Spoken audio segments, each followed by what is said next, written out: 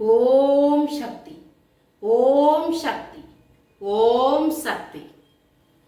முக்கியமான ஒரு விஷயத்தை பற்றியும் முக்கியமான செய்தியை உன் செவிகள்ல சேர்க்கணும்னு இந்த தாய் உன்னை தேடி வந்திருக்கேன்.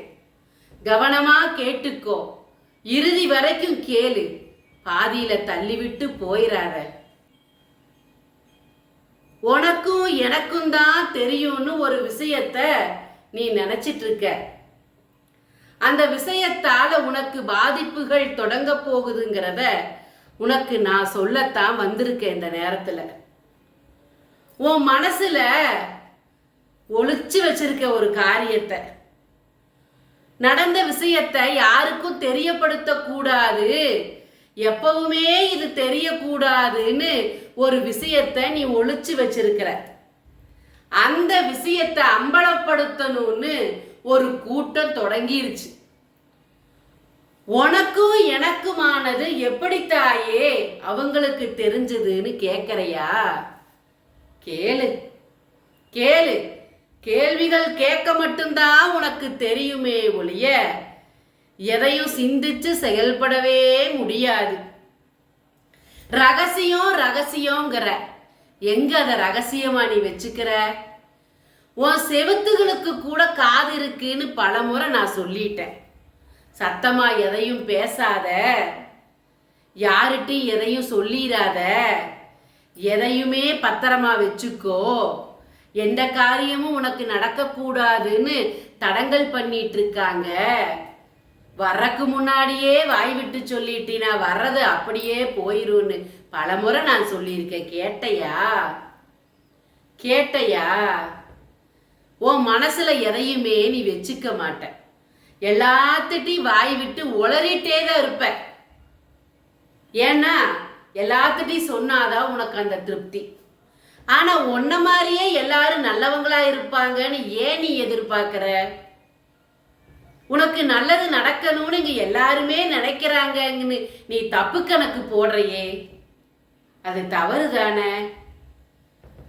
உனக்கு நீ நல்லவனா இருக்கிறது நல்லது, மற்றவங்களுக்கும் நீ நல்லவனா இருக்கிறது உயர்ந்த எண்ணம். அந்த ஒரு எண்ணத்துக்கு தான் ஒவ்வொரு நாளும் உன்னை தேடி தேடி வந்துட்டு இருக்கேன். எந்த நேரத்திலையும் உன்னோட குணங்கள் மாறக்கூடாதுன்னு சொல்லிட்டு இருக்கேன். யாருக்கு எந்த கெட்டதும் நீ நினைக்காத.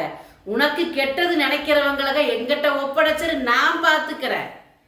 உன் மனசால யாருக்கு கெட்டது நினைக்க கூடாது. களங்கம் இல்லாத உன் மனசு இப்படியே இருந்தாதா தெய்வ சக்தி உன் கூட இருக்கும். புரியுதா? இப்ப நான் வார்த்தைக்கு வரேன், உன்கிட்ட சொல்ல வந்த வாக்குக்கு வரேன். உன் மனசுல ஒண்ணு ஒளிச்சு வச்சிருக்கேன்னு சொன்னல, அது எனக்கும் உனக்கும் தான் தெரியும் அப்படின்னு நீ நினைச்ச. எனக்கு மட்டும்தான் தெரியும், எனக்கு அப்புறம் அந்த தெய்வத்துக்கு தான் தெரியும்னு நீ நினைச்சது தவறு. அந்த காரியத்துக்கு அன்னைக்கு உன் கூட உடந்தையா இருந்தது யாரு? யாரு? அந்த செயலுக்கு உகந்தவங்க யாரு? அவங்க ஒருத்தர் இருக்கிறாங்க, மறந்துட்டியா? ஒன்ன மாதிரியே மறைச்சவங்க வைப்பாங்கன்னு நினைச்சையா? அதுதான் இல்ல, அவங்க வேலைத்தனத்தை காட்ட தொடங்கிட்டாங்க. உன் மனசுல இருக்கிற அந்த மலையை இடிக்கணும்னு வேடிக்கை பார்க்கணும்னு ஒரு கூட்டம் தொடங்கி இருக்கு. யார்கிட்டையும் எதையும் சொல்லாத. உன் குடும்பத்துல என்ன நடந்தாலும் அதை வெளியே யார்கிட்டையும் சொல்லாத. நெருங்கிய உறவு தானே, கூட பிறந்தது தானேன்னு யார்கிட்டையும் வாய் விட்டு உளராத. எந்த நேரத்துல எங்கிருந்து உனக்கு அம்பு வரும்னு உனக்கு தெரியாது. கால நேரங்கள் அப்படித்தான் இருக்குது. கர்ம வினை அப்படித்தான் கெட்ட மனிதர்களை உருவாக்கி உன் பக்கத்துல கொண்டு வந்துட்டு இருக்கு. இன்னைக்கு நல்லவனா இருக்கிறவன் உன்னை பார்த்து பொறாமப்பட்டு வைத்தெரிச்சல் பட்டு கெட்ட செயலுக்கு, தீய சக்தி செயலுக்கு தேடி போயிட்டு இருக்கிறான். இன்னைக்கு நல்லவங்களா இருக்காங்கன்னு உளறி கொட்டிடுற, பின்னாடிக்கு அது மிகப்பெரிய ஒரு ஆபத்தா உன்னை தேடி வரப்போகுதுங்கிறத சொல்லத்தான் வந்திருக்கேன். இன்னைக்கு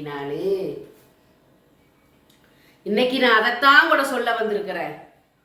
கவனமாயிரு கவனமாயிருன்னு ஒவ்வொரு நாளும் நான் உங்கள்கிட்ட சொல்லியிருக்கிறேன்.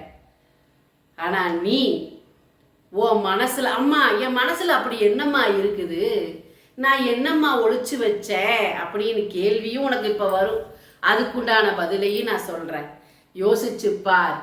பல வருடங்களுக்கு முன்னால், சில வருடங்களுக்கு முன்னால் நடந்த ஒரு காரியம், அத இப்போ உருவாக்கி உன் கையில கொண்டு வந்து கொடுக்கணும்னு ஒரு கூட்டம் தொடங்கி இருக்குது.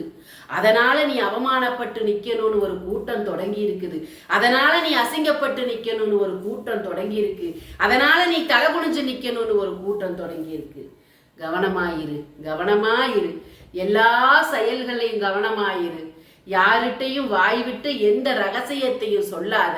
உனக்கு ஒரு நல்லது நடக்குதுன்னா அதை அப்படியே பத்திரப்படுத்தி வை. நல்லது நடக்கட்டும். நடந்த பிறகு அதை வாய் விட்டு நீ சொல்லாத. அவங்களா அதை தெரிஞ்சுக்குவாங்க. பொறுமையாயிரு கவனமாயிரு. நல்லதே உனக்கு நடத்தி கொடுக்கணும்னு தான் இந்த தாய் ஒவ்வொரு நாளும் பாடாப்பட்டு உன்னை தேடி வர்ற. நான் சொல்ற வார்த்தைக்கு மதிப்பு கொடு. உன்னை பிடிச்சிருக்கிற இந்த தீவினைகளை விரட்டணும். இதுக்கு மேல யார் எந்த தீவினையை கொடுத்தாலும் உன் குடும்பத்துக்குள்ள அது செயல்படக்கூடாது. நீ பட்டுட்டு இருக்கிறதெல்லாம் போதும், இனியும் எதுவும் படக்கூடாதுன்னு தான் ஒவ்வொரு நாளும் உன்னை தேடி வந்துட்டு இருக்கேனா.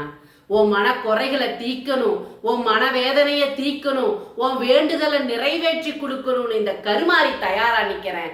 அது வாங்கறதுக்கு நீ தயாரா இருக்கியா? தீய சக்தியை வெளியே துரத்தணும். 48 நாள் பூஜையில் வச்ச எந்திரத்தையும் சாம்பராணியும் ஆண் பெண் உருவத்தையும் சத்தியநாராயணா படத்தையும் வாங்கி பூஜை செய், பரிகாரம் செய். இங்க பூஜை நடந்துட்டு இருக்குது.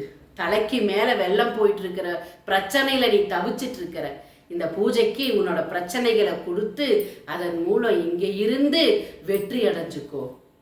இந்த கருமாறி ஒவ்வொரு பூஜைக்கும் பலன் கொடுத்துட்டு இருக்கேன். நல்லது நடக்கணும், நல்லது மட்டும்தான் உனக்கு நடக்கணும்னு தான் கூட இருக்கேன். இந்த கருமாறி நல்லதையே நடத்தி கொடுப்பேன். ஓ மனதார இந்த தாய்க்கு காணிக்க கொடு. வெகு தூரத்துல இருக்க உன்னால கொடுக்க முடியல அப்படிங்கிற எண்ணத்தை தூக்கி போட்டு முயற்சி செஞ்சு உன் கையிலிருந்து இந்த தாய்க்கு காணிக்க அனுப்பு.